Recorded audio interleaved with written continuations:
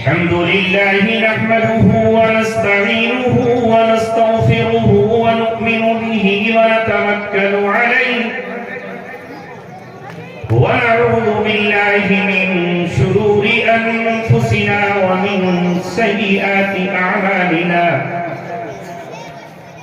من يهده الله فلا مضل له ومن يضلله فلا هادي له ونشهد أن لا إله إلا الله وحده لا شريك له ونشهد أن سيدنا وسندنا وشفيعنا وحبيبنا ومولانا محمدا عبده ورسوله وصلى الله عليه وعلى آله وصحبه وسلم تسليما كثيرا كثيرا. أما بعد قال الله تبارك وتعالى في كتابه الكريم ومن يتق الله يجعل له مخرجا ويرزقه من حيث لا يحتسب. صدق الله العلي العظيم. قال رسول الله صلى الله عليه وسلم ليأتين على الناس زمان لا يبقى من الإسلام إلا اسمه ولا يبقى من القرآن إلا رسمه. صدق رسوله النبي الكريم. ہوئیدہ آج اپنے زخم پنہا کر کے چھوڑوں گا. ہوئیدہ آج اپنے زخم پنہا کر کے چھوڑوں گا. لہو رو رو کے محفل کو گلستان کر کے چھوڑوں گا. دکھا دوں گا زمانے کو جو ان آنکھوں نے دیکھا ہے. دکھا دوں گا زمانے کو جو ان آنکھوں نے دیکھا ہے. تجھے بھی مثل آئینہ حیران کر کے چھوڑو.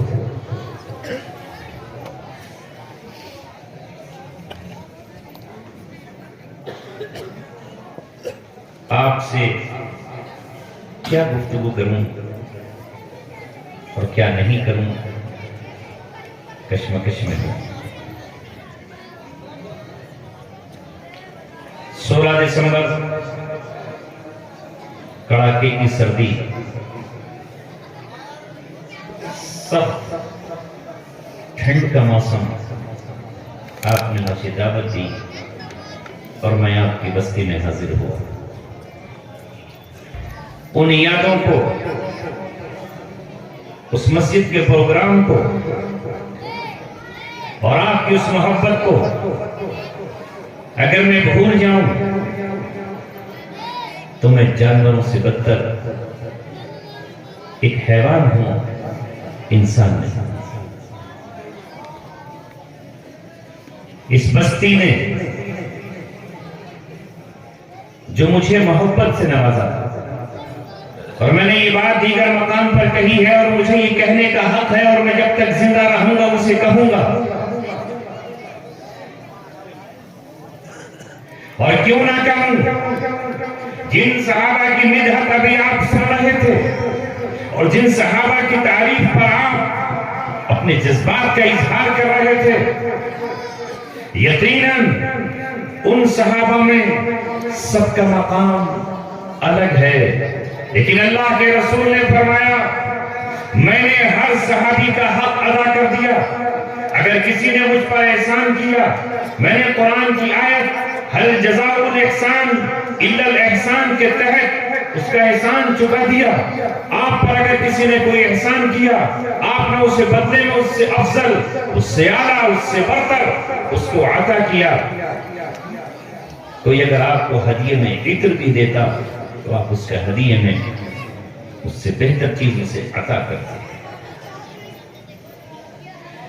لیکن آپ صلی اللہ علیہ وسلم نے فرمایا ابو بکر کے گھرانے کا اور ابو بکر کا مجھ پر جسے میں ادا نہیں کر سکا اور چکا نہیں سکا، وہ صدیق اکبر کی ذات ہے جس نے رسول اللہ صلی اللہ علیہ وسلم پر اتنے احسانات کیے کہ سب پر احسان کرنے والے نے اس کے احسانوں کا ذکر کیا اور پھر یہ کہا کہ ان کے احسان کا حق مجھ سے ادا نہیں۔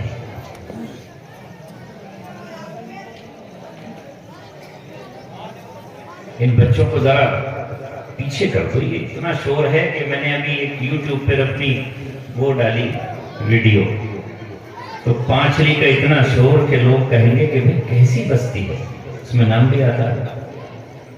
مجھ سے زیادہ شور ان کا جب میں چپ جاؤں۔ یہ بیچاری نادان بچیاں ہیں، ذرا پیچھے کر دو، اور اب ان کے سننے کی ضرورت بھی نہیں ہے۔ بچیوں آپ اپنی امی کے پاس چلے جاؤ، مجھے درخواست کرنے پڑ رہی ہے، اماں آپ کی انتظار کر رہی ہیں، دادی تو رو رہی ہوں گے آپ کے انتظار میں، تو آپ پیچھے ہو جاؤ، تمہارے سننے کی چیز نہیں ہے۔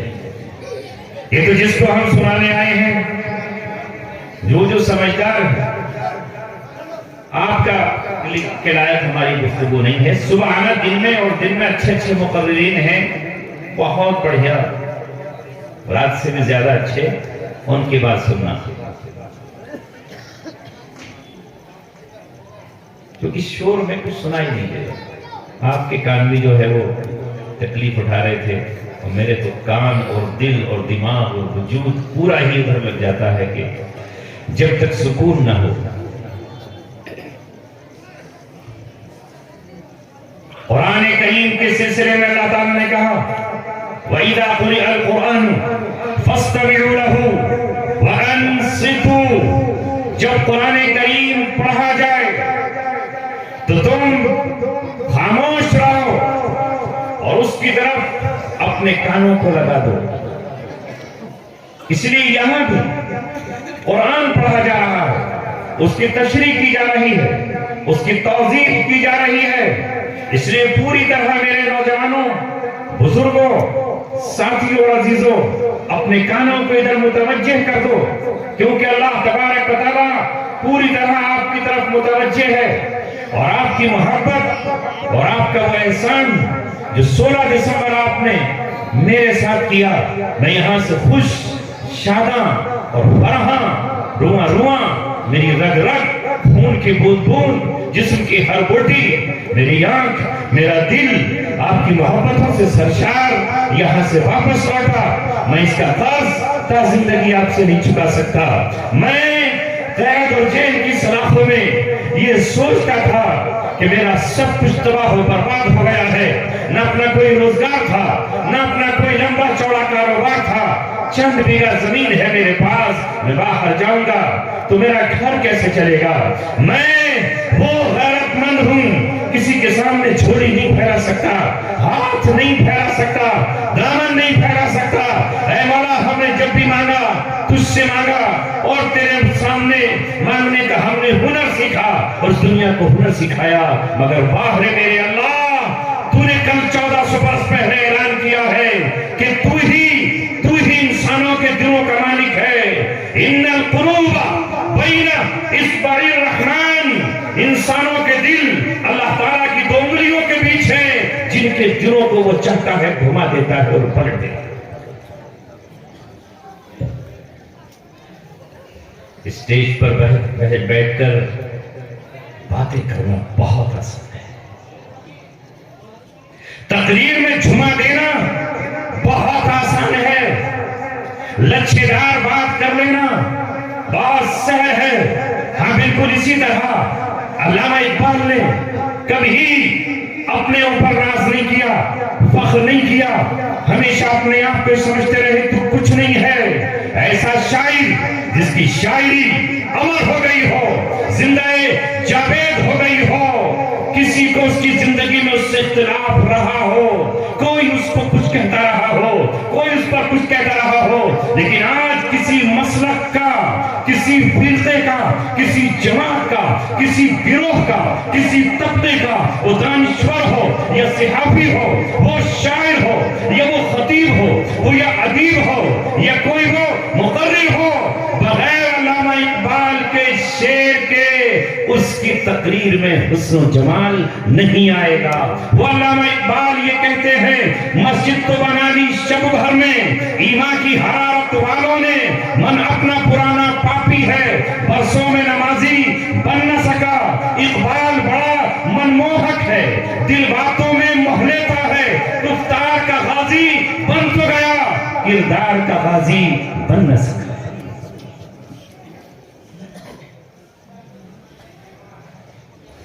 گفتار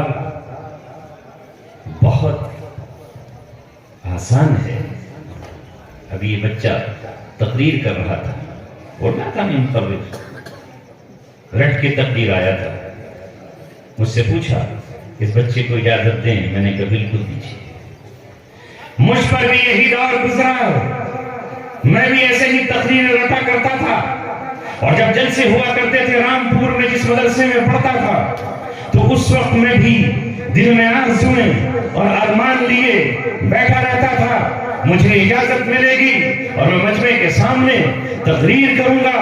مجھے کیا پتا تھا قدرت مجھے اس رٹتے رٹتے مقرر بنا دے گی اور کل قوم مجھے آواز دے گی۔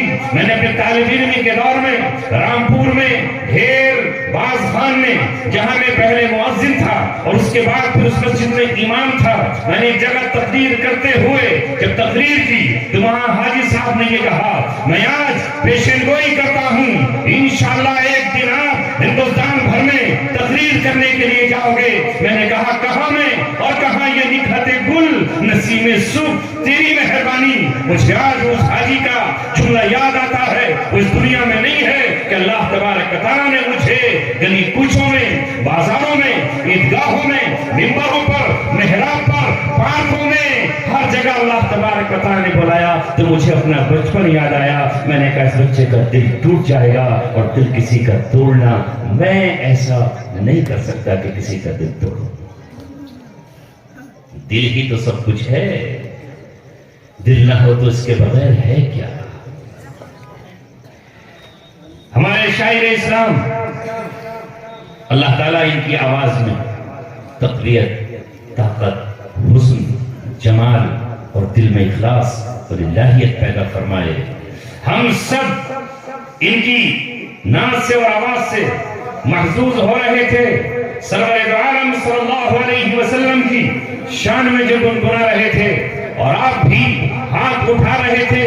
یقیناً محمد رسول اللہ صلی اللہ علیہ وسلم ویسے ہی ہیں کہ ان جیسا کوئی نہیں ہے، مگر ان کی صفات کیا ہے، انہوں نے دنیا کو دیا کیا ہے، ان کی سیرت ہمیں کیا بتاتی ہے، وہ کیا کہنے کے لیے آئے تھے، وہ کیا دینے کے لیے آئے تھے، انہوں نے ہمارے کاندھوں پر حجۃ الوداع میں کون سی ذمہ داری ہم پر سونپی ہے، اور صحابہ کے مجمع کو وہ کیا دے کر گئے تھے، قرآن جیسی نعمت ہمیں دی ہے، لہذا ہمیں اس پہ عمل کر کے بتانا ہے کہ جیسا ہمارا رہبر ہے اس جیسا کوئی رہبر نہیں، اور جیسی آپ کی امت ہے ویسی دنیا میں کوئی امت اور قوم نہیں۔ تو میں آپ حضرات کی شکر گزاری کے لیے چند الفاظ بول رہا تھا، اور بولوں گا، آپ کو یاد بھی نہیں ہوگا، زمانے کو پتہ بھی نہیں۔ کہنا بہت آسان ہے، لیکن عمل بہت مشکل ہے۔ محبت کا دعویٰ بہت آسان ہے، لیکن محبت کا نبھانا بہت مشکل ہے۔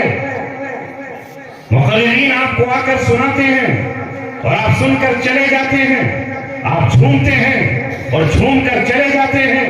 جن صحابہ کی عظمت کے آج شاہدان عالم میں ڈنکے بج رہے ہیں، اور جن کے نام کے سکے انسانوں کے دلوں پر آج بھی چل رہے ہیں، وہ اپنی قبروں میں ہیں، لیکن ان کی حکومت ہمارے قلب و جگر پر اور دل و دماغ پر آج بھی قائم ہے۔ ان صحابہ کے قصے کیوں ہیں؟ اس لیے ہیں کہ انہوں نے جو دعویٰ کیا تھا اس دعوے پر وہ پورے اترے۔ حضرت بلال نے جو دعویٰ کیا تھا اس دعوے پر وہ کھڑے اترے۔ حضرت سمیہ نے جو دعویٰ کیا تھا اس دعوے پر وہ کھڑی اتری۔ عمار بن یاسر نے جو دعویٰ کیا تھا اس دعوے پر وہ کھڑے اترے۔ حضرت خباب نے جو دعویٰ کیا تھا اس دعوے کو انہوں نے نبھایا، اور ایمان اتنا کامل، اتنا مضبوط اور اتنا طاقتور اور اتنا جڑی بنا کر انہوں نے پیش کیا کہ اللہ تبارک و تعالیٰ نے ان کے دور میں بھی اور بعد کے دور میں بھی رہتی دنیا تک آنے والے قیامت کی صبح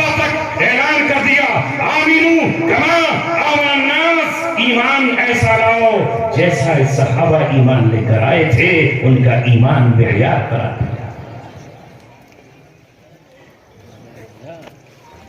فَإِنْ آمَنُوا بِمِثْلِ مَا آمَنْتُمْ بِهِ فَقَدِ اهْتَدَوْا، اگر یہ ایمان لائیں ویسا جیسا کہ تم ایمان لے کر آئے ہو تو یہ ہدایت پا جائیں گے، اور اگر ایسا ایمان نہیں لائے تو پھر یہ مخالفت میں ہے۔ اور ان کی پرواہ بھی مت کیجئے، وہ ایمان کیوں میرا معیار قرار پایا؟ جو دعویٰ کیا تھا اس دعوے کو نبھایا۔ جب محمد رسول اللہ صلی اللہ علیہ وسلم پر ایسے حالات آ گئے کہ ان حالات میں آپ کو سرزمین مکہ چھوڑ کر اور اسے خیر باد کہہ کر مدینہ منورہ کی طرف روانہ ہو جانا پڑا، تو صحابہ کرام نے یہ نہیں کہا کہ محمد رسول اللہ کو تنہا جانے دو، وہ چلے گئے تو چلے گئے، ہم اپنے بچوں میں خوش ہیں، ہم اپنی بیوی میں خوش ہیں، ہم اپنے باغات میں خوش ہیں، اور ہم اپنی آل و اولاد میں خوش ہیں، ہم اپنی بکریاں چرائیں گے اور اپنے بچوں کو پالیں گے، ہم اپنے اونٹ چرائیں گے اور اپنی اولاد کی خدمت کریں گے، ہم اپنے باغوں کو لہلہاتا ہوا دیکھیں گے۔ محمد گئے تو جانے دو، اور ان کا ساتھ ان کا ساتھی بکر صدیق گیا تو جانے دو، وہ احمق تھا، وہ دیوانہ تھا، وہ چلا گیا ان کی محبت میں، ہم کیوں جائیں؟ مگر مجھے بتاؤ اے صحابہ کے نغمے سن کر جھوم اٹھنے والوں، کیا صحابہ میں سے کوئی ایسا تھا جس نے کہہ دیا ہو کہ ہمیں محمد رسول اللہ سے کیا لینا دینا؟ وہ جا رہے ہیں تو جائیں اور ہم اپنے گھروں میں آرام سے عیش و عشرت منائیں۔ ایسا کیا صحابہ نے؟ کیا جواب ہے آپ کے پاس؟ بولو، کیا جواب ہے؟ ان کے جانے کے بعد حضرت علی اپنی بیوی فاطمہ کو چھوڑ کر چل دیے۔ ان کے جانے کے بعد حضرت ام سلمہ کے شوہر ابو سلمہ نے گھوڑے پر زین کسی اور اپنی بیوی کو لے کر چل کھڑے ہوئے۔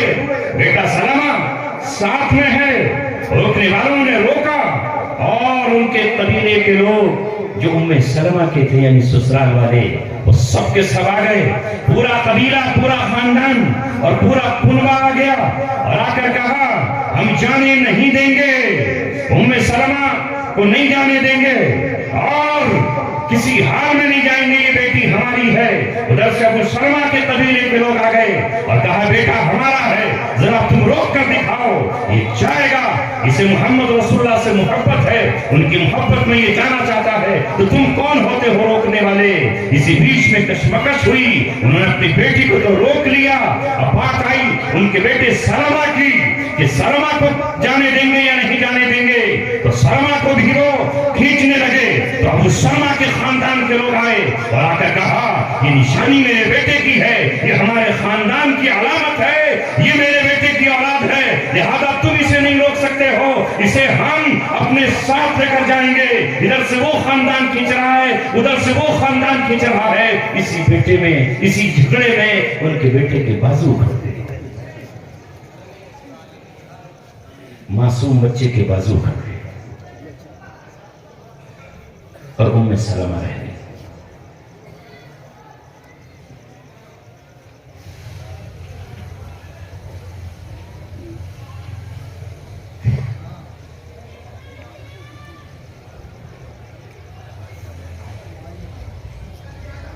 کیا کہوں آپ کو، کیا سناؤں اس قوم کو جس کو شعور ہی نہیں ہے کہ وہ سنے کہ نہیں سنے، اس کے کان میں کچھ آ کے کہہ رہا ہے، کیا کرے بھیا؟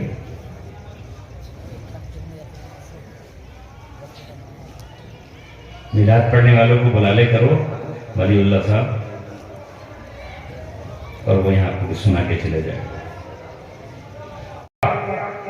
میں بہت جلد واپس آؤں گا، مگر وہاں جا کر وہ مدینہ میں کھو گئے، رسول اللہ کی محبت میں گم ہو گئے۔ حالانکہ تاریخ یہ کہتی ہے کہ ام سلمہ کی محبت اور ابو سلمہ کی محبت مثال تھی سرزمین عرب میں، جس طرح آج لیلا اور مجنون کی مثال کی داستانیں ہمارے یہاں مشہور ہے، اسی طرح ان کی محبت تھی۔ اور ایک دن محبت میں یہاں تک کر بیٹھے تھے کہ اگر میری زندگی میں تیرا انتقال ہو جائے اے ام سلمہ تو میں نکاح دوسرا نہیں کروں گا، میں تیری یادوں کو ہمیشہ باقی رکھوں گا، دوسرا نکاح نہیں کروں گا۔ یہ قسم کھا لی ابو سلمہ نے، اور قسم کھانے کے بعد ام سلمہ قسم کھانے ہی والی تھیں کہ میں بھی یہی قسم کھاؤں گی کہ اگر تمہارا انتقال ہو گیا تو میں بھی پوری زندگی آپ کی یادوں کے سہارے اپنا زندگی بسر کروں گی۔ مگر ابو سلمہ نے منہ پہ ہاتھ رکھ کر کہا نہیں میری محبوب بیوی تم یہ قسم مت کھاؤ، ہو سکتا ہے کہ اللہ میرے بعد تمہیں کوئی بہتر شوہر نصیب کرے۔ ام سلمہ کہتی ہیں میں نے شوہر کی محبت میں اور اطاعت میں قسم تو نہیں کھائی، مگر میں نے دل میں یہ سوچا کہ روئے زمین پر ابو سلمہ سے بہتر کون ہو سکتا ہے، اس سے بہتر میرے لیے کوئی نہیں ہے۔ مگر ٹھیک ہے اس نے مجھے روک کیا تو قسم نہیں کھائی۔ وہ ام سلمہ کہتی ہیں کہ میں صبح انتظار کرتی، شام انتظار کرتی، اور مکے کی گلیوں سے باہر افق کے کنارے چلے جاتی، پہاڑوں کی چوٹیوں پر چڑھ کر میں دیکھتی کہ شاید گھوڑا دھول اڑاتا ہوا آ رہا ہے اور ابو سلمہ مجھے لینے کے لیے آ رہے ہیں۔ دن کو نکل جاتی، ڈوبتی شام تک وہاں رہتی، جب سورج ڈوب جاتا رات کا اندھیرا چھا جاتا اور میں اب سوچتی کہ رات کے اندھیرے میں کوئی نہیں ہوگا تو پھر میں گھر آ کے سو جاتی، پوری رات کروٹیں بدلتی، خواب میں ابو سلمہ کو گھوڑا دوڑاتے ہوئے دیکھتی، اور کبھی کبھی میری روح یہ کہتی کہ میں آ گیا ہوں کہ سلمہ چلو میرے ساتھ، مگر جیسے ہی میں گھوڑے پر سوار ہوتی میری آنکھ کھل جاتی اور وہاں کو مجھے میں اپنے بستر پر پاتی۔ اسی طرح ایک سال مجھے گزر گیا مگر میرا شوہر مجھے لینے نہیں آیا، تو پھر ایک دن میں نے خود اونٹ پر کجا کسا اور ہمت کر کے میں بھی مدینے کی طرف چلا۔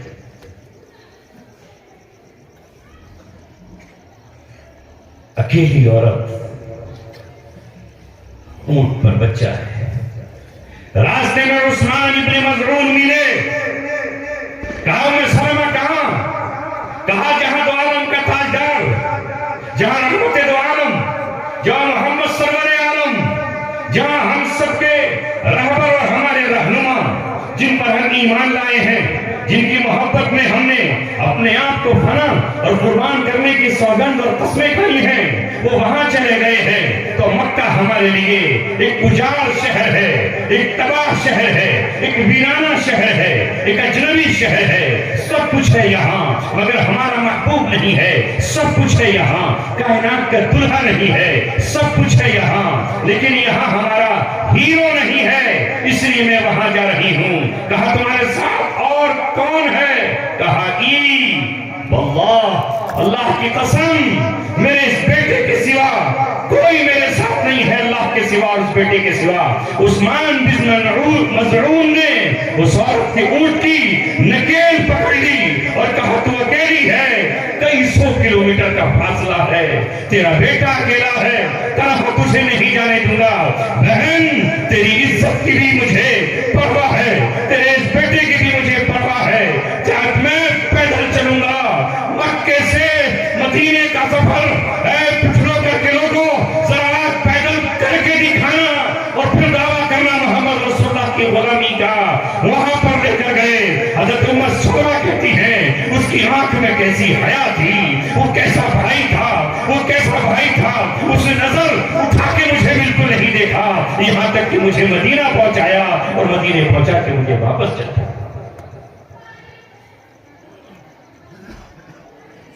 یہ تھے وہ محبت کے دعوے دار اور حقیقی محبت کرتے تھے۔ میں بات لانا اور لوٹا کر، دعوت و محبت کا بہت ہے، سب کچھ ہے، لیکن محبت جانچی اور پہچانی جاتی ہے۔ میں کہنا چاہ رہا ہوں اور مجھے یہ حق ہے کہنے کا، 2006 سے لے کر جب میں دہلی 2003 میں آیا تھا، پھر 2006 سے اللہ نے مجھے آگے بڑھانا شروع کیا، دن کہیں رات کہیں، صبح کہیں شام کہیں، مدرسہ، مسجدیں، گاؤں، گلیاں، شہر ہر جگہ میں مدارس میں ہوتا، مگر پھر مجھ پر آزمائش کے دن آئے اور اللہ تبارک و تعالیٰ نے مجھے وہاں رکھا جہاں حضرت یوسف علیہ السلام کو ان کی ایمان کی حفاظت کے لیے اور ان کی ترقی کے لیے اور تمام دنیا کو تعلیم دینے کے لیے اللہ نے اپنی حکمت اور سنت سے رکھا تھا۔ مگر اے لوگوں مجھے یہ بتاؤ اس وقت کتنے لوگ تھے جو مجھ تک پہنچے یا میرے گھر تک پہنچے؟ یہ مفتی وسیم تمہارے یہیں کا ایک نوجوان آدمی ہے، یہ اس وقت سے مجھ سے محبت کرتا تھا جب یہ ہاپڑ میں پڑھا کرتا تھا، یہ میری کار میں بھی مختلف جگہوں پر جاتا تھا۔ جب میں تاریخ پر آیا تو نظریں علماء کو تلاش کرتی تھی، نظریں حفاظ کو تلاش کرتی تھی، مؤذنین اور ائمہ کو تلاش کرتی تھی۔ میں ان کی برادری کا تھا، وہاں وکیلوں کے جو جھمگٹے تھے پہلی ہی تاریخ پر 15-16 وکیل جن سے میرا کوئی رشتہ نہیں تھا، مگر وہ وکیل کھڑے ہوئے تھے۔ ہائے میں علماء کو دیکھتا، میں فضلاء کو دیکھتا، میں دہلی میں رہتا تھا، کیا شب برات اور کیا محرم کی راتیں میں اس مقام پر ہوتا، مگر تمام میں سے ایک یہ واحد شخص تھا جس کا تعلق پٹھڑوکر سے ہے۔ میں نے جب اس کو وہاں پر کھڑے ہوئے دیکھا تو میں نے کہا سب کی طرف سے قرض اور کفارہ ادا کرنے کے لیے مفتی وسیم ہی کافی ہے۔ کیوں؟ گھر پر جانا کوئی جرم ہے؟ تعزیت کرنا کوئی جرم ہے؟ کیا عیادت میں جانا جرم ہے؟ کیا روتے ہوئی آنکھ کے آنسو اپنی آنسل سے پہنچنا جرم ہے؟ کیا معصوم بچوں کے سر پہ ہاتھ رکھنا اسلام میں جرم ہے؟ کیا ان کو دلاسا اور تسلی دینا جرم ہے؟ دعوے تو ہم آسمان کو زمین پہ لانے کے کر دیں گے اور ہم پہاڑوں کو کھوڑنے کے دعوے کر دیں گے اور سمندروں میں کشتیاں جلا دینے کے اور ڈال دینے کے دعوے کر دیں گے، مگر یاد رکھو جو علامہ اقبال نے کہا تھا، تجھے آواز سے اپنے کوئی نسبت ہو نہیں سکتی کہ تو گفتار وہ کردار تو ثابت وہ سیارہ۔ کشتیاں جلا تو دو، کشتیاں جلاتی سمندروں میں گھوڑے دوڑا دیں گے۔ کہنا بہت آسان ہے کہ دشت تو دشت ہے، دریا بھی نہ چھوڑے ہم نے، بحر ظلمات میں دوڑا دیے گھوڑے ہم نے، تم نے کہاں دوڑائے، ان سے کہاں تمہیں نسبت ہے۔ غرض میں کیا کہوں تجھ سے کہ وہ صحرا نشی کیا تھے، جہاں بانو، جہاں گیرو، جہاں دارو، جہاں جو محمد رسول اللہ سے کہا تھا انہوں نے پورا کر دیا۔ کاش اس کی ہوا لگ جائے، کاش اس کا ذرا سا درد ہمیں مل جائے۔ اس لیے میرے عزیزوں تمہارا شکر ادا کرنے، تمہاری محبت کا قرض چکانے اور جو محبت اللہ نے آپ کے دل میں رکھی میں اس کے لیے آیا۔ تقریریں نہیں، درد نہیں، شکوہ ہے۔ یہ تھے ولی اللہ، ان کے ساتھ چند نوجوان فون کر کے میرے گھر پہنچے۔ دہلی میں بھی تو بہت سارے عمر مؤذنین اور امام اور سب ہیں،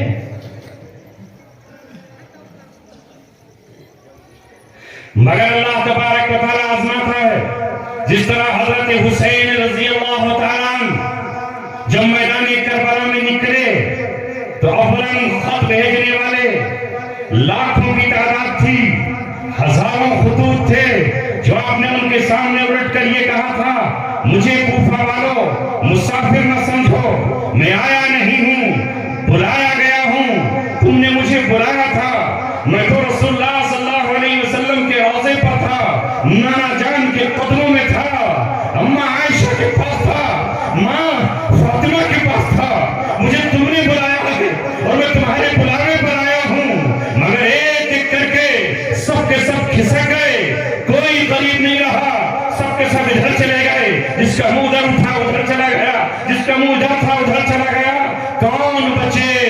72 افراد صرف انہی کے خاندان کے بچے جنہوں نے یزید اور یزیدی قوت کے سامنے یہ کہا، یہ سر جھکنے کے لیے نہیں ہے، یہ ہاتھ کسی ظالم کے ہاتھ میں نہیں دیں گے، جسے ہم مستحق امامت سمجھتے ہیں اسی کے ہاتھ میں بیعت کریں گے۔ میرے ابا جان نے حضرت علی کو مستحق امامت جانا، میرے ابا جان علی نے، اور مستحق امامت جانا تو چند دنوں کی غور و فکر کے بعد ان کے ہاتھ پر بیعت کی. اس کے بعد عمر ابن خطاب کو مستحق جانا تو ان کے ہاتھ پر بیعت کی. ان کے بعد عثمان غنی کو مستحق امامت جانا تو ان کے ہاتھ پر بیعت کی. اور جب ان کے بعد نہیں جانا تو بیعت نہیں کی. لہذا میں علی مرتضیٰ کا بیٹا ہوں. میں قیصر و کسریٰ کی سنت کو نہیں کبھی سلام کر سکتا ہوں. لہذا اللہ کے حکم کے مطابق مجھے حکم ہے یا ایھا الذین آمنوا ان تؤدوا الامانات الی اہلھا. یزید کے ہوتے ہوئے بہت سارے یہاں اہل صحابہ موجود ہیں. اگر وہ مسئلے امارت پر بیٹھتے میں آگے بڑھ کر بیعت کرتا, لیکن اب بیعت نہیں. بہتر افراد رہے اور سب کے سب دنیا سے جامع شہادت پی کر رخصت ہوئے سوائے امام حسین العابدین. اور بہت مشہور شعر ہے خواجہ معین الدین چشتی اجمیری رحمت اللہ علیہ کا, شاہ است حسین بادشاہ است حسین. شاہ یعنی بادشاہ حضرت حسین ہیں اور شاہ بھی وہی ہیں. دین است حسین, دین بھی حضرت حسین. دین پناہ است حسین, دین کو پناہ دینے والے اور دین نے جہاں پناہ پائی ہے وہ بھی حضرت حسین رضی اللہ تعالیٰ عنہ ہیں. سرداد نداد دست در دست یزید, سر دے دیا مگر ہاتھ یزید کے ہاتھ میں نہیں دیا. حقہ کے بنا, حقہ کے بنا لا الہ است حسین. سچ تو یہ ہے کہ لا الہ کی بنیاد حضرت حسین ہے رضی اللہ تعالیٰ. تبھی مولانا محمد علی جوہر نے کہا دور حیات آئے گا, قاتل قضا کے بعد ہے ابتدا ہماری, تیری انتہا کے بعد قتل حسین اصل میں مرگ یزید ہے. اسلام زندہ ہوتا ہے ہر کربلا کے بعد. تجھ سے مقابلے کی کسے تاب ہے بلے, میرا لہو بھی خوب ہے تیری ہنا کے بعد. تبھی مولانا محمد علی جوہر نے کہا توحید تو یہ ہے کہ خدا حشر میں کہہ دے یہ بندہ تو عالم سے خفا میرے لیے ہے. آج میرے دوستو مجھے آپ سے عرض یہ کرنا ہے کہ تمہارا نبی, تمہارا پیغمبر, تمہارے رسول, تمہارے صحابہ غریبوں کا درد سمجھنے کے لیے آئے اور ان کے دکھ کا درما ڈھونڈنے کے لیے آئے. کراہتے ہوں کو انہوں نے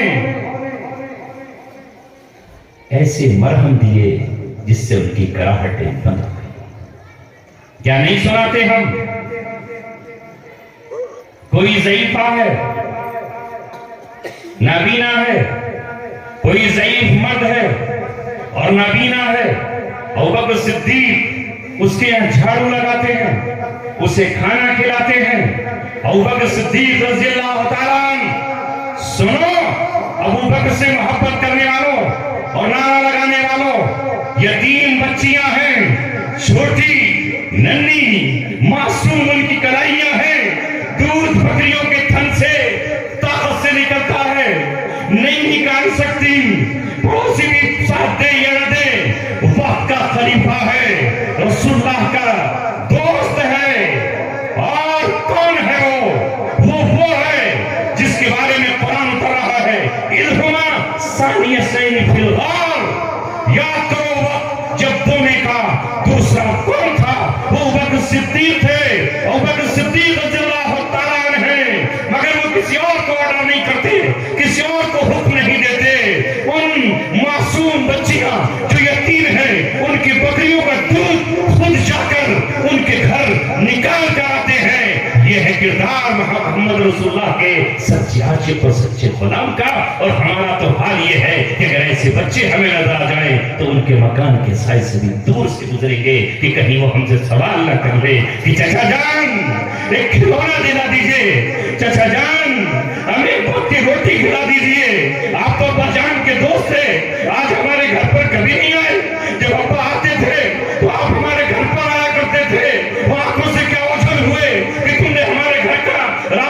کھول دیا.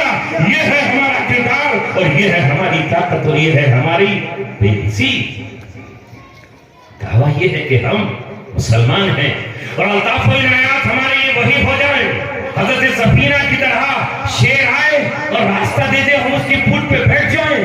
اور ہمیں امید یہ ہے کہ دریائے دجلہ ہمیں راستہ دے دے اور ہمارے لیے وہ ٹھہر جائے. ذرا کود کے دکھا گنگا کے نہروں میں, کود کے تو دکھا, یہ جو نہر بہ رہی ہے اسی میں کود جا, پھر دیکھتے ہیں کہ تو کتنا طاقتور ہے. پہلے ویسے بن کر دکھاؤ, پھر اللہ تبارک و تعالیٰ کی نصرت آئے گی. ان تنصروا اللہ ینصرکم ویثبت اقدامکم. اس کی شرط ہے اگر تم اللہ تعالیٰ کی مدد کرو گے تو وہ تمہاری مدد کرے گا اور پھر بعد میں تمہارے قدموں کو جمائے گا. بغیر مدد کی اللہ تعالیٰ شرط ہے وہاں پہ. تم کرو گے اللہ کی مدد تو مدد آئے گی, نہیں کرو گے تو مدد کیوں آئے گی؟ ہاں مدد کے لیے پہنچے ہیں جبرائیل علیہ السلام, ان کے لیے جنہوں نے اللہ تبارک و تعالیٰ کو راضی کر لیا ہے. اور آج بھی پہنچیں گے, مدد کو پہنچے ہیں میکائیل جنہوں نے اللہ تبارک و تعالیٰ کو راضی کر لیا ہے. مگر ان کے لیے جنہیں اللہ تبارک و تعالیٰ کا حکم ہو, اس کی حکم کے بغیر وہ نہیں جاتے. لا یعصون اللہ ما امرہم ویفعلون ما یؤمرون. فرشتوں کی شان یہ ہے کہ وہ اللہ کی نافرمانی نہیں کرتے. جس کو حکم ہوگا اسی کی مدد کو جائیں گے اور جس کے لیے حکم نہیں ہوگا مدد کو نہیں جائیں گے. کیوں؟ حنین میں کیا ہوا ابتدا میں؟ اذ اعجبتکم کثرتکم فلم تغنی عنکم شیئا. جب تم اپنی کثرت پر اترائے اور تمہیں یہ ظلم ہو گیا کہ ہم تو آج بہت زیادہ ہیں, لہذا آج ہمیں کون شکست پاس دے سکتا ہے. فلم تغنی عنکم شیئا. اتنی طاقت ہوتے ہوئے قدم اکھڑ گئے, سینے بکھر گئے, دل دہل گئے اور ہوش و حواس باختہ ہو گئے, چاروں طرف بھاگنے لگے. رسول اللہ کو پکار کر کہنا پڑا, ہلوم الیکا, آؤ ادھر آ جاؤ. اے اصحاب شجرہ, آؤ ادھر آؤ. فلاں مقام پر میں نے تمہیں آواز دی, آ جاؤ. رسول اللہ آواز دے رہے ہیں. پھر اللہ نے کہا, پھر ہم نے پلٹ کر کے تمہاری مدد کر دی. اگر وہ مدد نہیں آتی تو, لیکن مدد کب آتی ہے؟ جب مدد کے اسباب مہیا کیے جائیں. اللہ کے رسول صلی اللہ علیہ وسلم کس لیے آئے اور صحابہ کس لیے آئے؟ کہنے کو تو ہم یہ کہیں کہ ایک ضعیفہ عورت ہے اور وہ آپ پر کوڑا پھینکتی ہے. ایک دن کوڑا آپ پر نہیں پڑا, آپ نے دیکھا کوڑا نہیں آیا. یہ واقعات تو بچپن سے آپ سنتے چلے آ رہے ہیں. لہذا اس کے بعد ایک ضعیفہ تھی جو کہ مکے میں رہتی تھی, یہ ترانے بھی آپ سنتے چلے آ رہے ہیں. مگر جب وہ آپ پر کوڑا نہیں ڈالا تو آپ اس کی عیادت کو پہنچ گئے, کانٹے بچھانے والوں کی عیادت کو پہنچ گئے. ہمارا کیا حال ہے؟ ہم تو اپنے محسنوں کو بھی نہ جانے. اے نوجوانوں, جو کام کرو اللہ کے لیے, فاعبد اللہ مخلصین لہ الدین. عبادت کرو اللہ تبارک و تعالیٰ کی اپنے دین کو خالص کرتے ہوئے صرف اللہ کے لیے. گفتگو کو اللہ کو راضی کرنے کے لیے, خرچ کو اللہ تبارک و تعالیٰ کو راضی کرنے کے لیے. اللہ راضی ہو جائے, اور اللہ جب راضی ہوتا ہے تو بہت سارے کثرت اعمال سے راضی نہیں ہوگا, وہ اس عمل سے راضی ہو جائے گا جو عمل خالص اللہ کے لیے ہو. آگے بڑھ کر کہہ رہا ہوں, وہ عمل چاہے انسانوں کے لیے آپ کریں, وہ عمل چاہے آپ حیوان کے لیے کریں, وہ عمل چاہے آپ کسی عام انسان کے لیے کریں, اس عمل سے اللہ تبارک و تعالیٰ راضی ہو جائے گا. مگر شرط یہ ہے کہ وہ اللہ کے لیے. وہی واقعہ سناتا ہوں جو بچپن سے آپ سنتے چلے آ رہے ہیں, اور چونکہ معمولی واقعہ نہیں ہے, یاد آئے تو سنائے دیتا ہوں. سنیں گے؟ کیوں؟ عمل کے لیے. کیونکہ اللہ کو اپنی مخلوق سے بہت محبت ہے. مجھ ہی سے نہیں, آپ ہی سے نہیں, ہم یہ دعویٰ نہ کریں کہ صرف ہماری شکل و صورت سے اللہ تبارک و تعالیٰ کو محبت ہے. اللہ رب العزت کو ہر جاندار سے محبت ہے. جب مینڈک گرمی کے موسم میں بولتے ہیں اور جب چڑیاں چہچہاتی ہیں اور جب درخت کے پتے کوڑاتے ہیں اور جب کھیتیاں سوکھنے لگتی ہیں اور جب دریا خشک ہونے لگتے ہیں اور جب چنچناتی دھوپ میں جانوروں کے انسانوں کے جسم ٹھنڈی ہواؤں کے متقاضی ہوتے ہیں اور انسان چاہتے ہیں کہ بارش آ جائے، تو وہ کون ہے جو پوروا ہوا چلا کر بدلیوں کو لاتا ہے؟ وہ کون ہے جو پچھوا ہواؤں سے اڑا کر بادلوں کو لاتا ہے اور برسات کرتا ہے؟ وہ اللہ تبارک و تعالیٰ ہے. کیونکہ وہ جاندار گناہ نہیں کرتے، گناہ کرتے ہیں ہم، گناہ کرتا ہے انسان، گناہ کرتی ہے یہ مخلوق جسے اللہ تبارک و تعالیٰ نے نفس دیا ہے، جسے اللہ تعالیٰ نے عقل دی ہے، جسے شعور و تمیز دیا ہے. اس کی گناہ کی بنیاد پر اللہ تبارک و تعالیٰ تاکہ یہ توبہ کرنے، کبھی بادلوں کو روک لیتا ہے، کبھی ہواؤں کو روک لیتا ہے، کبھی سورج کو قریب کر دیتا ہے، کبھی جہنم کے شوروں کو دہکا دیتا ہے. مگر دوسری جاندار جب روتی ہیں، جب بوڑھے اور کمزور بچے زبانیں اپنی ہونٹوں پر پھیرنے لگتے ہیں، تو اللہ تعالیٰ آسمان سے بارش کرتا ہے. وَأَنزَلْنَا مِنَ السَّمَاءِ مَاءً، اور ہم آسمان سے پانی برساتے ہیں. تو اسے اپنی مخلوقات سے محبت ہے، کیونکہ سب اسی کو پکارتے ہیں، سب اسی کو یاد کرتے ہیں. بھوک کے وقت وہی یاد آتا ہے، پیاس کے وقت وہی یاد آتا ہے، غربت کے وقت وہی یاد آتا ہے، تکلیف میں وہی یاد آتا ہے، اور ہر ایک اسے پکارتا ہے. او اللہ، او اللہ. بعض اپنی زبان میں دوسرے نام اس کے لے کر پکارتے ہیں، پھر اللہ سب کی پکار سنتا ہے. وہی کہہ رہا ہے اَمَّن يُجِيبُ الْمُضْطَرَّ إِذَا دَعَاهُ، کون ہے جو مضطر کی دعا کو سنتا ہے؟ مضطر کہتے ہیں پریشان حال کو، مجبور کر دیے گئے کو. وَيَكْشِفُ عَنْهُ السُّوءَ، اور اللہ تعالیٰ اس سے تکلیف کو دور کر دیتا ہے. رات کو پیٹ میں درد اٹھتا ہے، مریض تڑپتا ہے، بیوی پاس میں لیٹے ہوئے درد نہیں بانٹ سکتی، باپ اپنے بیٹے کا درد نہیں بانٹ سکتا، بیٹی رو سکتی ہے مگر باپ کی تکلیف کو بانٹ نہیں سکتی، اولادیں نہیں بانٹ سکتی. لہذا وہ کہتا ہے او اللہ، رات کب جائے گی، دن کب آئے گا؟ ڈاکٹر انجیکشن لگاتا ہے، پھر بھی ابھی فوراً سکون نہیں ملتا. پھر اللہ کو پکارا جاتا ہے، حکم ہوتا ہے دوا کو، اب اس مریض کو ذرا افاقہ کر دے، صحت دے دے. لگتا لگتا اسے صحت ملتی ہے. اللہ ہے جو اس تکلیف کو دور کرتا ہے. وہ اللہ ہے، وہ اللہ اپنی ہر مخلوق سے محبت کرتا ہے. دو واقعے سن لیجیے، اور دونوں ہی عورتوں کے ہیں، مردوں کے نہیں. دونوں ہی واقعات عورتوں کے ہیں. اور شب معراج محمد رسول اللہ صلی اللہ علیہ وسلم کو منظر دکھایا گیا اور آپ نے اپنی آنکھوں سے، بنفس نفیس آنکھوں سے مشاہدہ کیا. ایک عورت کو دیکھا حسین جنت میں، وہاں کی خوبصورت وادیوں میں بہتی ہوئی دودھ، شراب، صاف و شفاف پانی کی نہروں میں. وہ عورت مگن ہے، خوش ہے، مشک عنبر کی خوشبو میں نہائی ہوئی ہے، عمدہ جوڑے پہنے ہوئے ہے، گیت گا رہی ہے، نغمے سن رہی ہے اور سنا رہی ہے. رسول اللہ صلی اللہ علیہ وسلم نے پوچھا یہ عورت اتنی خوش کیوں ہے، یہ اتنی مگن کیوں ہے؟ آخر یہ چڑیوں کی طرح چہچہا رہی ہے، کلی کی طرح اس کے ہونٹ کھلے ہوئے ہیں. جبریل صاحب السلام نے کہا ہے محمد صلی اللہ علیہ وسلم جانتے ہو اس عورت کا بیک گراؤنڈ کیا تھا، اس کا ماضی کیا تھا، اس کا پس منظر کیا تھا؟ یہ وہ تھی دنیا میں اس سے کوئی بات نہیں کر سکتا تھا. لوگ اس کی طرف حقارت کی نظروں سے دیکھتے تھے. یہ کسی کے گھر میں داخل ہو تو دروازے بند کر لیے جاتے. یہ اپنا رشتہ کسی کے یہاں بھیجتی تو کوئی اسے اپنے بہو بنانے کے لیے تیار نہیں تھا.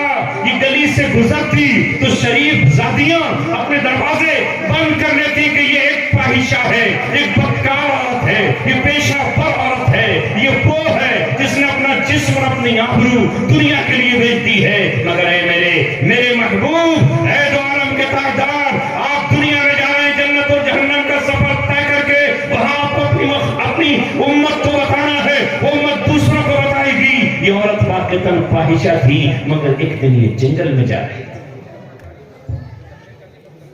اس نے دیکھا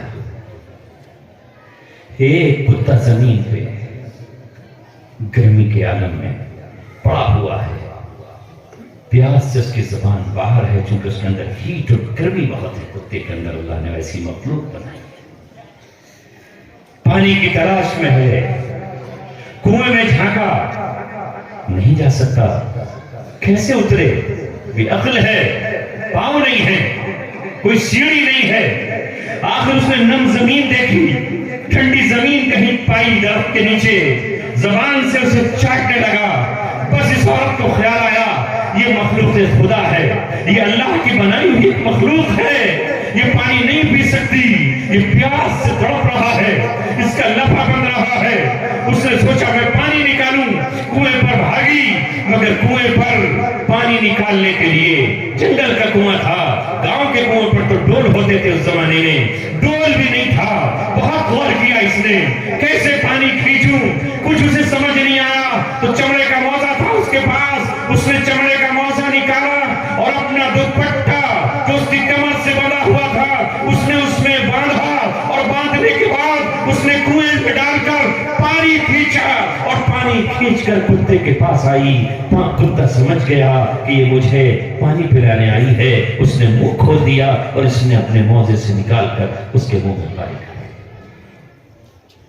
بس یہ عورت چلی گئی۔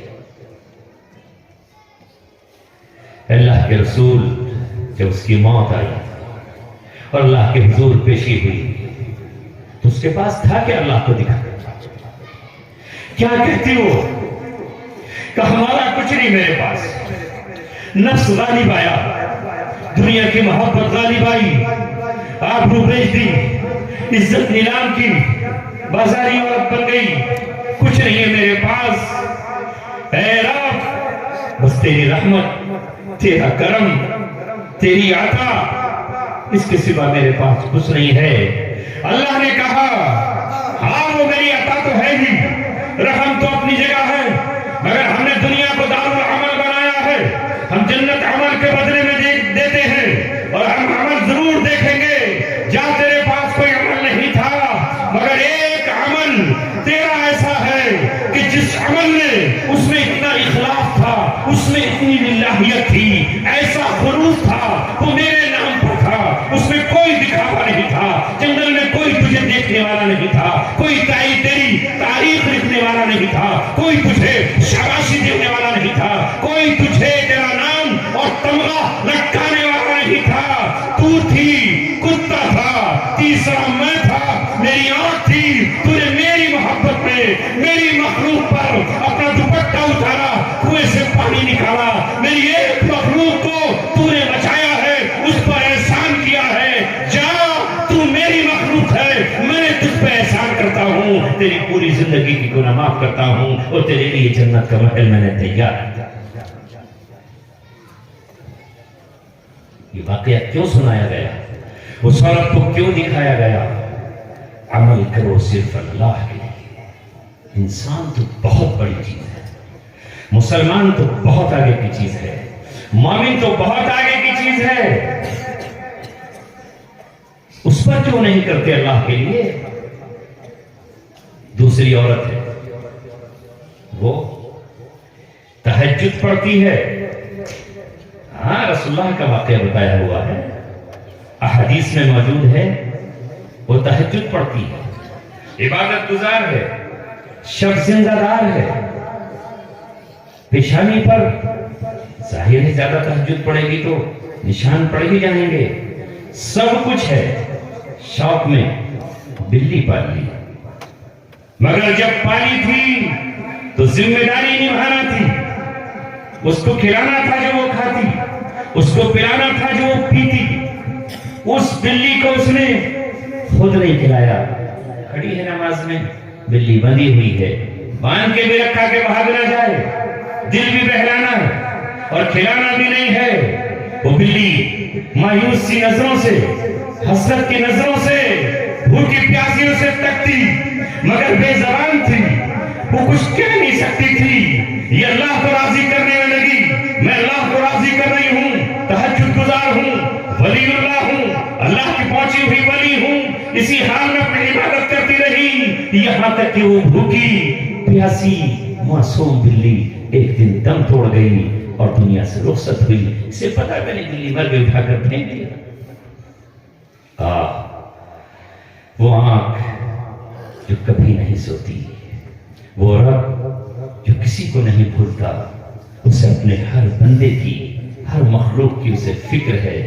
اس نے یہ بات نوٹ کی اور اللہ تعالیٰ نے دل میں یہ کہا تیرے سجدوں کی مجھے ضرورت نہیں ہے, تیری لمبی لمبی نمازوں سے مجھے کیا فرق پڑتا ہے, کائنات کا ہر ذرہ میری عبادت کر رہا ہے, ان گنت فرشتے ہیں جو میری عبادت میں مصروف ہیں, چرخے آسمان ہے زمین ہے, کون میری عبادت نہیں کرتا. میں نے تو انسان کو درد کے واسطے پیدا کیا ہے, حقوق اس پر عائد کیے ہیں, تو نے اگر پالا تھا تو تیری ذمہ داری بنتی تھی, نہیں پالتی تو میری ذمہ داری بنتی تھی کہ میں اس کی خوراک کا اور اس کی غذا کا انتظام کرتا, میں جیسے بھی کرتا, میں نے اس کو مخلوق بنایا تھا. شاید اس کی سزا یہ ہے کہ تجھے اب جہنم میں جلنا ہوگا.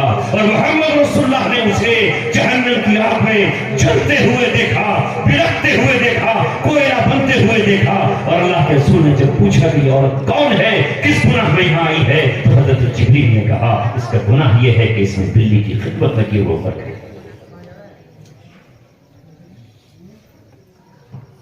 اگر ہمارے اوپر ذمہ داری ہے تو ان ذمہ داریوں کو ہم نبھائیں. درد دل کے واسطے پیدا کیا انسان کو, اور نتاج کے لیے کچھ کم نہ تھے کروبیاں.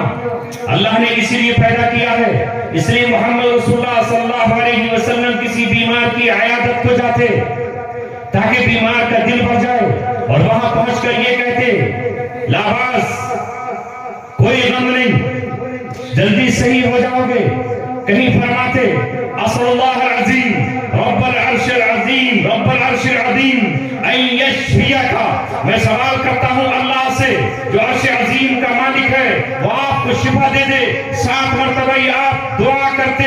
محمد رسول اللہ دیکھنے کے لیے جاتے بیماروں کو, اور جب کسی کا انتقال ہو جاتا تو نماز جنازہ میں شرکت کرتے, اور آپ قبرستان تک جاتے.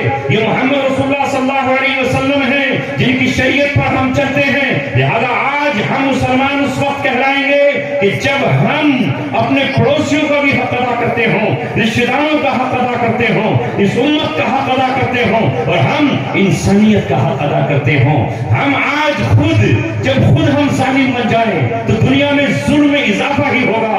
ہم ظلم کو کم کرنے کے لیے آئے تھے, اگر ہم انصاف کریں گے تو ظلم کم ہوگا. ہم جہالت کو مٹانے کے لیے آئے تھے, اگر ہمارے ہی ساتھ جہالت کے اندھیرے اور پڑھتے چلے جائیں تو جہالت کو کم کون کرے گا. علم حاصل کرو, علم حاصل کرو اور معاف کرنا سیکھو. جس نبی کی بات ہوتی ہے تو سب آپ کو پڑھ کر سناتے ہیں, چاہے وہ تحت میں سنائیں یا ترنم میں سنائیں, لفظوں میں سنائیں یا لکھ کر بتائیں کہ محمد رسول اللہ صلی اللہ علیہ وسلم نے معاف کر دیا. جب فتح مکہ پر وہ آئے, ان کے ساتھی تلواریں لہراتے ہوئے آئے تھے اور اس امید کے ساتھ آئے تھے کہ آج محمد رسول اللہ صلی اللہ علیہ وسلم ہمیں مکہ میں اپنے دشمنوں سے, اپنے مد مقابل قوم سے, جنہوں نے انہیں ان کے گھر سے نکالا تھا, جنہوں نے انہیں خانہ کعبہ کی چابیاں تک نہیں دی تھی, ان سے ہم انتقام لیں گے. مگر محمد رسول اللہ صلی اللہ علیہ وسلم نے جب ان سے پوچھا کہ آپ اس سے کیا توقع کرتے ہو تو انہوں نے یہ کہا انت اخو کریم, آپ ہمارے کریم بھائی ہیں, وابنو اخ کریم, اور آپ ہمارے کریم بھائی عبداللہ کے بیٹے ہیں. لہذا ہم آپ سے کرم کی امید کرتے ہیں, ہم آپ سے ظلم کی توقع نہیں کرتے, ہم آپ سے کرم کی امید کرتے ہیں. تو آپ نے کہا میں آیا ہی کرم کرنے کے لیے ہوں, میں آیا ہی رحم کرنے کے لیے ہوں. جس طرح اللہ تعالیٰ نے اپنے آپ کو کہا ہے وہ رحمت للعالمین ہے, اسی طرح اللہ نے مجھے بھی کہا ہے وما ارسلناک الا رحمت للعالمین, میں آج رحمت برساؤں گا. جاؤ, میرا بھی تم پر وہی اعلان ہے جو حضرت یوسف نے اپنے بھائیوں سے کہا لا تثریب علیکم اليوم, آج تم پر کوئی بدلہ نہیں ہے, وانتم الطلقاء, تم سب کے سب آزاد. کوئی انتقام نہیں لیا۔ ہم تو زمانے جاہلیت کی زندگی گزار رہے ہیں۔ اگر تھپڑ مارا ہے کسی کے تو ہم خنجر مار کے انتقام لیں گے، اگر بال اکھاڑا ہے تو ہم گردن توڑ کے انتقام لیں گے، اگر ایک گنا ہمارے کھیت سے توڑ لیا ہے تو ہم اس کی پوری فصل کو آگ لگا کر انتقام لیں گے۔ یہ کیا انتقام کا جذبہ ہے کہ دیہاتوں میں نہیں دیکھتے؟ اگر کسی کو یہ پتا چل جائے کہ میں پردھانی کا امیدوار ہوں، فلاں ابن فلاں نے مجھے ووٹ نہیں دیا اور میری سپورٹ نہیں کی، تو 5 سال تک اسے انتقام کی بھٹیوں میں تپایا جاتا ہے، انتقام کی چکی میں پیسا جاتا ہے اور موقع تلاش کیے جاتے ہیں۔ کبھی کوئی حادثہ پیش آ جائے تو اسے ہم جیل کی سلاخوں میں بھیج دیں اور ہم اس کو وہاں اندر سڑا دیں اور اس کے ساتھ ہم وہ برتاؤ کریں جو ہمیں کرنا چاہیے۔ یہ کون سا اسلام ہے؟ یہ کون سی انسانیت ہے؟ یہ کون سا درد ہے؟ یہ کس رسول اللہ کے ماننے والے ہیں؟ وہاں وہ نبی کے قاتل، نبی اپنے چچا کے قاتل وحشی کو معاف کرتے ہیں اور وحشی سے یہ کہتے ہیں وحشی بس اتنا کرنا کہ میری نظروں کے سامنے مت آنا، مجھے اپنے چچا کے کٹے ہوئے ٹکڑے یاد آ جائیں گے، مجھے اپنے چچا کی لاش یاد آئے گی، چچا کا چہرہ جو بگاڑ دیا تھا تم نے وہ مجھے یاد آ جائے گا، بس میں نے تمہیں معاف کر دیا ہے۔ اسلام تمہارا مقدر ہے، اسلام نے تیری قسمت کو چمکا دیا ہے، میرے رب نے تیری خطا کو معاف کر دیا ہے، تمہیں کیا کر سکتا ہوں۔ اسی طرح محمد رسول اللہ نے جب اپنے چچا کی لاش کے پاس آ کر ان کے 13 ٹکڑے دیکھے، ناک کٹی ہوئی تھی، کان کٹے ہوئے تھے، کلیجہ چبایا ہوا تھا، تو محمد رسول اللہ کو بھی اپنی غیرت یاد آ گئی اور جوش حمیت ان کا ابل پڑا، اس لیے کہ وہ کوئی گرے پڑے خاندان سے نہیں تھے، محمد رسول اللہ بنو ہاشم سے تھے، قریش کی سب سے اعلیٰ شاخ سے تھے، وہ اسماعیل کے بیٹے تھے جو چھری کے نیچے بھی نہیں گھبرایا تھا، وہ ابراہیم کی اولاد تھے جو آگ کے دریوں میں بھی کود کر کے مسکرایا تھا۔ لہذا حضرت رسول اللہ نے کہا چچا جان قسم کھاتا ہوں جب تک تمہارے دشمنوں کو اس طرح 70 کو تمہارے جیسا نہیں کر دیتا اس وقت چین کے لیے نہیں سوؤں گا۔ اسی وقت اللہ کا پیغام آیا محبوبم نہیں، ہم نے آپ کی شان رحمت رکھی ہے، عفو درگزر رکھی ہے، تمہارا ایک عمل سنت بن جائے گا، تمہارا ایک فرمان سنت قرار پائے گا، تمہاری سنت مٹنے کے لیے تمہاری امت آگے بڑھے گی، نہ جانے تمہاری امت میں کیسے کیسے لوگ آئیں گے۔ اس لیے تمہاری سنت میں یہ ہے کہ مردہ لاش کی بے حرمتی نہیں کی جائے گی، مردہ جسم پر ٹھوکرے نہیں ماری جائیں گے، مردہ جسم کو کاٹا پیٹا نہیں جائے گا، اسے مسلح کہا جاتا ہے۔ آپ مسلح نہیں کر سکتے، اگر قسم بھی کھالی ہے تو ہم ہیں آئین بنانے والے اور ہم ہیں قانون بنانے والے، دستور بنانے والے ہم ہیں۔ ابھی پورا قرآن ہم نے آپ پر نہیں اتارا ہے، لوگ ہمیں قانون آپ کو دے دیتے ہیں کہ اگر کوئی تمہارا امتی یا تمہارا کوئی صحابی یا تمہارا کوئی تابعی کوئی ایسی قسم کھا لے جو اللہ کے دستور میں نہیں ہے اور وہ اسلام کے خلاف ہے اور وہ ظلم و ستم پر مبنی ہے، تو وہ قسم کو پورا نہ کرے، قسم کو توڑ دے، اور اس قسم کا کفارہ یہ ہے کہ 10 مسکینوں کو کھانا کھلائے۔ نعرہ تکبیر، نعرہ تکبیر، نعرہ تکبیر۔ حضرت مولانا مفتی عبدالسمیع صاحب، مدرسہ عاشقیہ تجوید القرآن۔ تو عاشقیہ میں عاشقین ہیں یا ویسے ہی عاشق ہیں؟ نبی کے عشق کا تقاضا یہ ہے ان کی سیرت پڑھو۔ سورت کی تو بہت سی تشریحیں ہم کرتے رہے، الحمدللہ آپ کی سیرت، آپ کے معجزات بیان کرنے کے لیے بھی ایک طبقہ ہے جو میرے شہر سے 63 کلومیٹر دور بریلی شریف میں رہتا ہے، انہوں نے پوری ذمہ داری لی ہے کہ رسول اللہ کے بال، حسن، جمال، دانت اور سب کی ہم تعریف کرتے رہیں گے۔ آپ کو نبی پاک صلی اللہ علیہ وسلم کی سیرت کو اپنا کر اس کو عمل کر کے ساری دنیا کو دکھانا ہے۔ وَلَا يَحُضُّ عَلَىٰ طَعَامِ الْمِسْكِينِ، مسکینوں کو کھانا کھلا کر، یتیموں کی کفالت کر کے، بیواؤں کے حقوق کی پاسداری کر کے، ان کی خبر گیری کر کے، کسی بچے کو گود لے کر یتیم کو اسے علم کی منازل طے کرا کر آپ کو یہ ادا کرنا ہے۔ امانتوں میں خیانت نہیں کرنی ہے. 1,00,000 روپیہ ہو یا 1 تھیلا ہو, 1 سکہ ہو یا 1 کروڑ روپے ہو, سونے کا بھرا ہوا بیگ ہو یا کسی کی مٹی کی دی ہوئی کوئی امانت ہو, اس میں خیانت نہیں کریں گے. جب یہ کردار پیش کرو گے, کسی کی کوئی چیز ہم پر رہ گئی نہیں, اس کو ہم چھوئیں گے. لہذا اگر کسی نے ہم کو ستا بھی دیا تو انتقام نہیں لیں گے. اگر کسی وجہ سے کسی سے کوئی غلطی ہو گئی تو بھی ہم معاف کریں گے, اس لیے کہ ہمارے نبی نے معاف کیا ہے, ہمارے اکابر نے معاف کیا ہے, صحابہ نے معاف کیا ہے, اور محمد رسول اللہ نے فتح مکہ پر معاف کیا ہے. جس کا حق ہے اسی حقدار کو دے دیں گے. اگر دینے کا وقت آئے گا تو دوسروں کو دیں گے, دینے کا وقت آئے گا تو دوسروں کو بانٹیں گے, اور ہمارے لینے کا بھی اگر وقت آئے گا تو ہم اپنوں کو خود محروم کریں گے. یہ محمد رسول اللہ کا کردار ہے. آپ ایک نظام لے کر آئے جس نظام میں مال کا نکالنا زکات کی شکل میں ہر مالدار پر فرض ہے, مگر محمد رسول اللہ نے اس زکات کو اور صدقے کو اپنے خاندان اور اپنی آل پر حرام قرار دے دیا. یہ زکات پوری امت کی ہے, مگر آل نبی کو اور آل ہاشم کو نہیں دی جائے گی اور نہیں وہ دے گی. کیوں؟ کوئی اور ہوتا تو. یہ دنیا کے دوسرے رہبر اور رہنما ہیں جو سب کچھ اپنی ہی اولاد کو دینا چاہتے ہیں, جو اپنے بیٹے کو زندگی ہی میں پگڑی بنوا دینا چاہتے ہیں.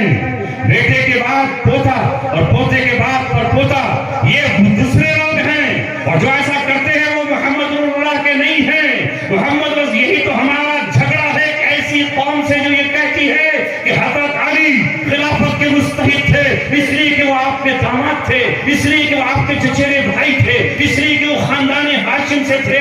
ہم یہ کہتے ہیں کہ محمد رسول اللہ جس قرآن کو لے کر آئے ہیں اس کے اعتبار سے آپ نے زندگی ہی میں طے کر دیا تھا کہ مسجد کی امامت کا حقدار حضرت علی کے ہوتے ہوئے, عباس رضی اللہ تعالیٰ کے ہوتے ہوئے, ابن عباس کے ہوتے ہوئے, عمر رضی اللہ تعالیٰ کے ہوتے ہوئے ابوبکر صدیق ہے. تو جس نے اپنے سامنے ہی امامت صغرا, امامت کا منصب ابوبکر صدیق کو عطا فرمایا تھا, ان کی دنیا سے رخصت ہونے کے بعد اس محبوب صحابہ نے جس کو قرآن نے رضی اللہ عنہم ورضوا عنہ کا خطاب دیا ہے, انہوں نے اس کے ہاتھ پر بیٹھ کر کے اسے ہی اپنا امیر بنایا. یہی تو ہے. چلتا رہا وہ نظام. ابوبکر صدیق آئے تو اپنے بیٹے عبد الرحمن کو, محمد کو نہیں بنایا. حضرت عمر آئے, انہوں نے بھی نہیں بنایا. حضرت عثمان نے بھی ایسا نہیں کیا, اور حضرت علی مرتضیٰ نے بھی آخری وقت میں جب کہا حضرت حسن یا حسین کو نامزد کر دیجئے, نہیں نامزد کیا, نہیں نامزد کیا. لہذا اللہ تبارک و تعالیٰ نے ان کو انعامات سے نوازا. دنیا نے چاہا کہ حسن اور حسین کی نسلوں کا نام مٹ جائے, یہ خاندان ختم ہو جائے, یہ فنا ہو جائے, یہ سلسلہ باقی نہ رہے. اللہ نے کہا جسے میں رکھنا چاہتا ہوں اسے کوئی نہیں مٹا سکتا. فانوس بن کے جس کی حفاظت ہوا کرے وہ شمع کیا بجھے, جسے روشن خدا کرے. حضرت حسن نے اس امت کو جوڑنے کے لیے, دو لڑنے والے گروہوں کو جمع کرنے کے لیے, جو میرے آقا نے حضرت حسن جب بچے تھے چادر گھسٹ رہی تھی, مسجد میں معصومانہ انداز میں آ رہے تھے, تو آپ نے فرمایا تھا یہ میرا بیٹا حسن سردار ہے, یہ میرا بیٹا حسن سردار ہے, یہ سردار ہے, سید ہے. یہ دو ٹکرائی ہوئی جماعتوں, دو نیام سے باہر نکلی ہوئی شمشیروں کو نیام میں کر کے امت میں صلح کرائے گا, اس لیے سردار ہے. حضرت حسن نے امیر معاویہ رضی اللہ تعالیٰ عنہ سے صلح کی اور امت کو صلح کا پیغام دیا. کہ ہم ایسا کریں گے؟ کہاں تیار ہیں کرنے کے لیے. ہمارے تو مقدمے چلیں گے کورٹ میں اور کچہری میں, اس کا ذمہ دار میں ہوں, کہے گا اس کا ذمہ دار میں ہوں, کرنے ہوں, برسا برس گزر جائیں گے. اتنی بڑی عمارت, اتنا سب کچھ حضرت حسن رضی اللہ تعالیٰ نے امیر معاویہ رضی اللہ تعالیٰ کے سپرد کیا. بے شک امیر معاویہ رضی اللہ تعالیٰ نے جو کچھ 20 سال اپنی عمارت میں فریضہ انجام دیا, اس میں حضرت حسن کی قربانیاں ہیں, اس میں حضرت حسن کا بہت بڑی قربانی شامل ہے. لوگ ان کو عار دلاتے اور ان سے یہ کہتے کہ یہ امت کی عار آ رہے ہیں, جنہوں نے ناک جھکا دی، جنہوں نے ہمارا سر جھکوا دیا، تو اس وقت انہوں نے کہا اے لوگوں سنو، نار سے یعنی آگ سے عار بہتر ہے، دنیا میں مجھے تم شرمندہ کر سکتے ہو لیکن کل جہنم کی آگ اگر مجھے جلاتی تو تم نہیں بچاتے۔ حضرت علماء کرام نے لکھا ہے کہ اللہ تعالیٰ نے اس کی قربانی کا پھر ان کو یہ صلہ دیا، جانتے ہو کیا صلہ دیا؟ اس وقت اگر وہ لڑتے مقابلہ کرتے تو کچھ علاقے کی حکومت مل جاتی، اور ضروری نہیں کہ نہیں بھی ملتی۔ جب قربانی دی تو اللہ تعالیٰ نے حضرت حسن کو کہا یہ چھوٹے سا خطہ آپ کو ملتا، سرزمین عرب ملتی ہے، کچھ اور علاقے مل جاتے، جا تیری نسل سے تیری اولادوں میں میں ایک ایسی شخصیت کو برپا کروں گا جس کے بارے میں محمد رسول اللہ صلی اللہ علیہ وسلم نے فرمایا ہے کہ میری امت پر ایک ایسا وقت آ جائے گا کہ بادشاہوں کی طرف سے ان پر زمین تنگ کر دی جائے گی، حتی یغیق الارض عنہم، یہاں تک کہ زمین ان پہ تنگ ہو جائے گی۔ ثم یبعث اللہ رجلا من عترتی، اللہ تعالیٰ پھر میرے خاندان سے یعنی فاطمہ کی اولاد سے حسن اور حسین کے سلسلے سے ایک ایسے شخص کو بھیجے گا فَيَمْلَأُ الْأَرْضَ قِسْطًا وَعَدْلًا، وہ پوری دنیا کو عدل سے انصاف سے اس طرح بھر دے گا كَمَا مُلِئَتْ ظُلْمًا وَجَوْرًا، جس طرح وہ ظلم اور جور سے بھری ہوئی تھی۔ آئیں گے آخر میں امام محمد جن کو دنیا امام مہدی رضی اللہ تعالیٰ عنہ کہتی ہے، وہ آئیں گے اور آ کر رہیں گے اور اس روئے زمین پر اپنی حکمرانی قائم کریں گے۔ یہ زمین بھی سکون پائے گی، آسمان بھی سکون پائے گا، اور پوری دنیا سے ظلم و جبر کے بادل چھٹ جائے گا۔ یہ قربانی دیتا ہے اس کو اللہ تبارک و تعالیٰ نوازتا ہے۔ اس لیے ہمیں رسول پاک صلی اللہ علیہ وسلم کی سیرت پر عمل کرنا چاہیے، اور جو آیت پڑھی تھی اس کا ترجمہ سن لیجئے اور اس کے بعد آپ دعا کریں گے، اور میں بھی آپ سے اجازت مانگوں گا۔ میں نے آیت پڑھی تھی وَمَن يَتَّقِ اللَّهَ يَجْعَل لَّهُ مَخْرَجًا، جو اللہ سے ڈرتا ہے، جو اللہ سے ڈرے، شرط ہے، عربی میں شرط کے بعد جزا آتی ہے۔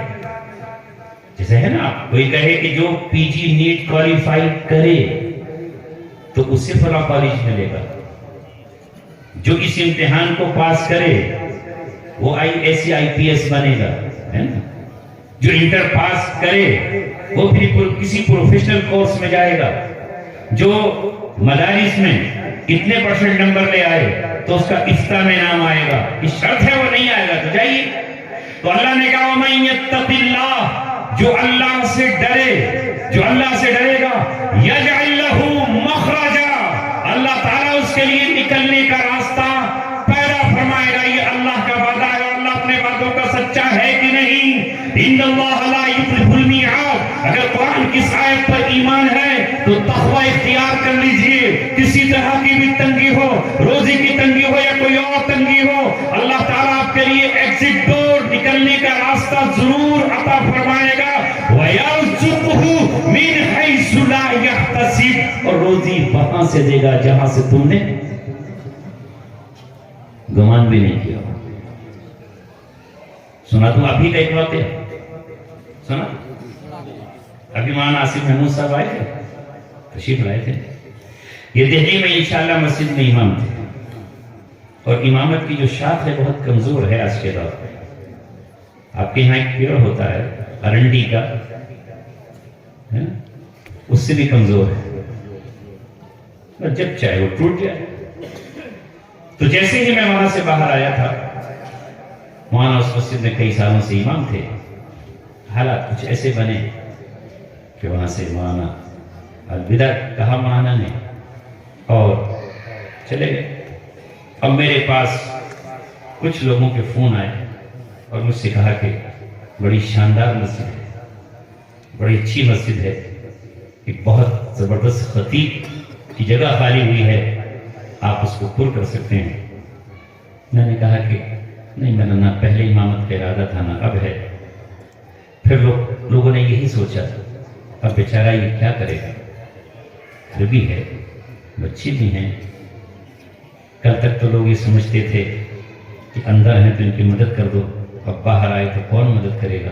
تو انہوں نے ہمدردی میں کہا کہ آپ اس مسجد میں چلے جائیے، وہاں 20,000 روپے مہینہ کی تنخواہ ہے، وہ بھی آپ کو حاصل ہوگی۔ میں بھی اپنے امتحان کے لیے گیا کہ وہاں تو امتحان پورا ہوا، کورٹ نے تو مجھے چھوڑ دیا، حکومت نے ہند نے تو بری کر دیا کہ جائیے آپ مکھیہ دھارا سے جڑ جائیے، پبلک میں جائیے اور وہاں رہیے، اپنے بچوں میں جائیے، دیکھو یہ امت بھی مجھے معاف کرنے کے لیے تیار ہے یا نہیں۔ میں مسجد پہنچ گیا، میں نے کہا بھائی پتہ چلا ہے آپ کی مسجد اس طرح ہے، میں یہاں پہ حاضر ہو جاؤں۔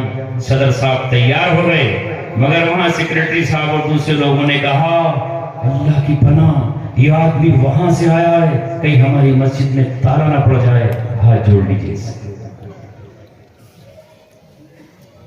میں واپس آ گیا اور میں نے کہا طے کر لیا اللہ اب کسی مسجد میں درخواست دینے نہیں جاؤں گا، تو ہی روزی مجھے کھلا دے۔ وَيَرْزُقْهُ مِنْ حَيْثُ لَا يَحْتَسِبُ۔ حالانکہ صدر نے کہا کہ مفتی صاحب طاقت قوت اتنی ہے کہ ابھی آپ کو مسجد کی نماز پڑھوا دوں مغرب کی، مگر میں اکیلا نماز نہیں پڑھوں گا آپ کے پیچھے، پڑھنا تو ان لوگوں کو ہے۔ ابھی میرے پاس آئے تھے تو کچھ اور کہہ رہے تھے اور اب آپ سے کچھ اور کہہ رہے ہیں۔ خیر کوئی بات نہیں، میں نے کہا میں بھی چلا آیا تھا، آپ کے پاس نہ میں آؤں گا نہ کہیں اور جاؤں گا۔